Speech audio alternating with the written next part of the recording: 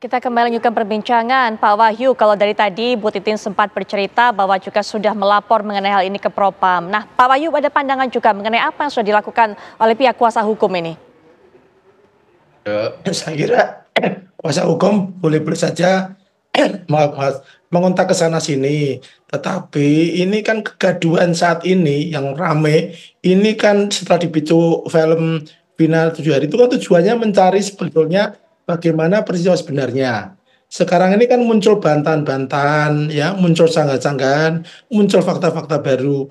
Ini menurut saya terlepas dari sudah ada keputusan hakim memutuskan seumur hidup, ya, berarti kan ini keputusan yang sangat sangat berat kan, itu tuduhannya pembunuhan berencana.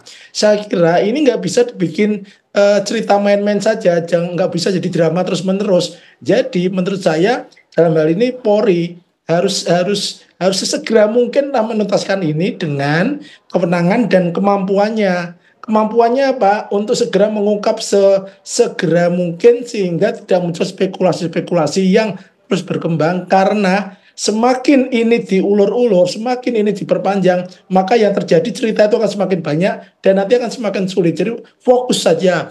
Kalau nggak ada DPO ya bilangnya nggak ada DPO. Mengapa dibikin alasan ada DPO tapi ternyata DPO-nya siapa nggak jelas. Kan kasihan Pak Lurahnya segera sampai bingung gitu.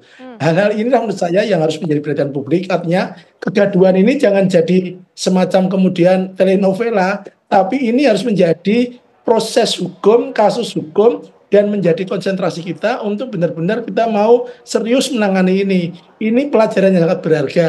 Kejadian 2016 yang dianggap sudah selesai menjadi muncul kembali. Jadi menurut saya ini bukan dibuka kembali. Ini persoalan yang belum selesai, yang belum tuntas, sekarang terbuka. Saya khawatir nanti ada kasus-kasus lain seperti ini yang kemudian bergulir hanya karena ada peran-peran dari media sosial yang sekarang eranya. Ini menurut saya sehingga kemampuan Polri terutama dalam scientific crime investigation ya dipergunakan. Kalau perlu supervisi dari Mabes ya dipergunakan, didorong, maka jangan hanya statement tapi kan saya dengar hari ini akan turun atau kemarin akan turun. Ya kalau turun tindakannya apa harus jelas. Karena kalau tidak begitu, ini kan sudah ada kalau nggak salah 5 atau 6 Kapolres berganti, Kasat Reskrim berganti, TKP berubah-ubah. Ini kan sudah dilepas semua, jadi sudah nggak ngurusi yang dulu urusannya itu urusan kamu lah, bukan urusan saya. Ini kan berbahaya dan ini nggak baik untuk Polri karena begini. Sekarang ini narasi yang berkembang sudah tidak lagi salah tangkap, tapi asal tangkap. Ini kan buruk untuk Polri, sementara prestasi Polri di bidang lain sangat banyak. Dan Polri teman-teman bekerja juga dengan serius. Nah, kalau kemudian framingnya jadi asal tangkap, kan kemudian jadi bertambah buruk ini citra Polri. Kan kasihan kepada teman-teman yang sudah bekerja serius maksud saya. Baik Pak Wahyu, ya kami juga berikan kesempatan kepada dua narasumber lainnya, Bang Aristo, Pak Hasto, untuk bisa berikan pernyataan penutup melihat apa yang sudah disampaikan oleh Bu Titin sejauh ini, Bang Aristo. Iya, sebenarnya kan negara ini setelah reformasi itu kan menyediakan instrumen atau peraturan-peraturan dan juga lembaga-lembaga yang bisa ikut mengawal proses penegakan hukum itu ya. Jauh lebih baik ketimbang yang dulu.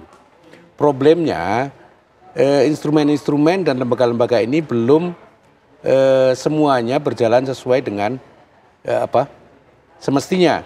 Karena orang belum mengenal dan sebagainya dan sebagainya.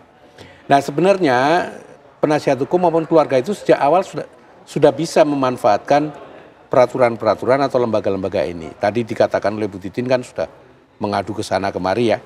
Nah, kalaupun aduannya itu belum direspon ya mestinya di follow up lagi sehingga respon itu lebih bisa mengarah pada apa yang menjadi bahan aduan Bu Titin ini. Sebenarnya saya berharap begitu. Nah, LPSK sebagai lembaga baru yang melengkapi sistem peradilan pidana kita sebenarnya berharap agar polisi segera mungkin seperti kata Pak Wahyu tadi menuntaskan proses ini. Ada 3 DPO kok disebut tidak jelas. DPO itu yang tidak jelas kan keberadaannya. Tapi yang di DPO kan mestinya jelas. Jadi proses untuk mencari DPO itu yang harus dilakukan oleh kepolisian secara proper, sehingga proses ini bisa terungkap secara baik. Baik, ya terakhir juga penutup Bang Aristo. Jadi begini, saya mau menyampaikan ya, ketika kita melihat sebuah kasus pidana, itu ada 2 aspek penting. Yang pertama ada aspek proseduralnya. Tadi kan sudah dijelaskan bahwa aspek prosedural ada penyiksaan ketika pemeriksaan, salah identitas, tidak ada surat tadi Bu Titin. Ya. Aspek prosedural ini sayangnya di Indonesia itu bukan menjadi alat bukti kuat untuk menunjukkan sesuatu itu salah. Orang itu tidak bersalah, tidak bisa membatalkan kesalahan seorang tersangka atau terdakwa. Kenapa? Ya karena itu desain hukumnya, pilihan politik dari hukum Indonesia. Jadi kesalahan prosedur itu tidak otomatis membatalkan penetapan tersangka, terdakwa atau kesalahan seseorang. Indikasi bahwa ada sesuatu yang tidak beres, iya. Tapi dalam hukum Indonesia itu tidak bisa membatalkan. Nah yang kedua, komponen yang kedua adalah komponen fakta. Jadi ini jangan dicampur adukan. Fakta itu adalah fakta-fakta hukum tentang apa yang terjadi, seperti visum dan lain-lain. Nah, jadi melihat persoalan pidana ini dalam dua aspek ini. Begitu juga dalam persoalan pidana ini harus dipisahkan. Persoalan prosedural dan persoalan substansi. Oke, baik. Nah, berikutnya kita juga akan langsung saja mendapatkan keterangan dari Bapak Sulaiman yang juga merupakan Kepala Desa Banjarwangun, yang ini disebutkan merupakan lokasi dan tempat tinggal dari 3 DPO ini, yaitu Andi, kemudian Dani, dan juga yang ketiga adalah Peggy ataupun Perong. Selamat malam, Assalamualaikum warahmatullahi wabarakatuh, Pak Sulaiman. Pak Sulaiman, mohon maaf kami belum bisa mendengar suara Pak Sulaiman, sepertinya masih belum dinyalakan, Pak. Baik, Pak.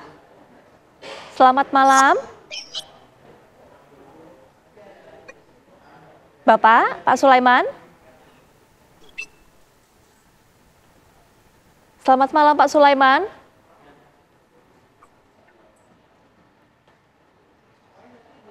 Pak Sulaiman bisa mendengar suara saya? Kami masih belum bisa mendengar suara Pak Sulaiman, tapi juga sudah mendapatkan gambar dari Pak Sulaiman. Baik, kami coba. Pak Sulaiman, sudah bisa? Selamat malam, Pak Sulaiman. Halo? Iya, selamat malam. Pak Sulaiman, sudah bisa mendengar suara saya?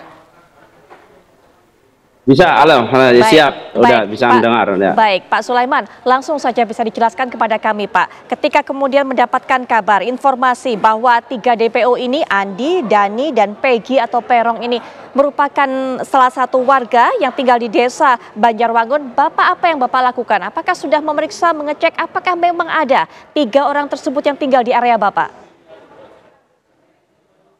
Alhamdulillah setelah kami dapat informasi bahwa warga kami DPO setelah pembunuhan Vina, kami selalu bergerak dan selalu update ke masyarakat dan RT RW. Salah satunya kami juga mengecek daftar kami yang sesuai dengan daftar nama yang ada di Desa Banjarwangunan, itu Andi dan Dani.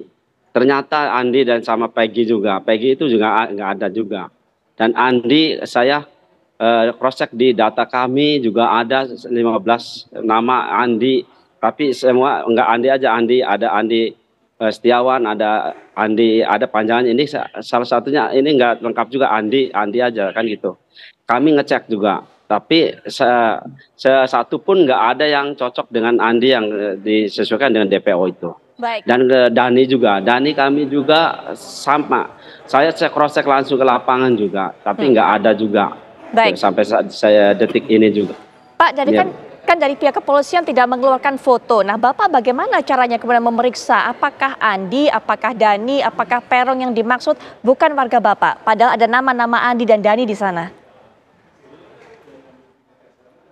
Kami setelah itu juga ada dari kepolisian Polsek Mundu ngecek ke desa. Kami arahkan ke kecamatan bahwa kalau ber-KTP pasti ada pas foto dan sidik jari juga yang dulu pernah bikin KTP. Kalau itu punya KTP Banjarwangunan.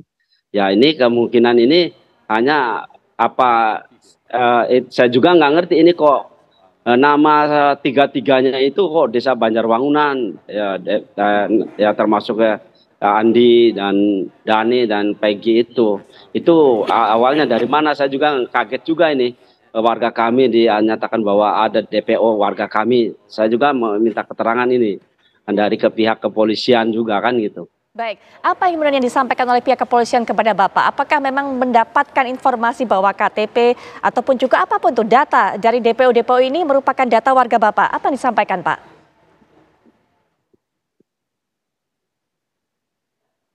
Halo, halo.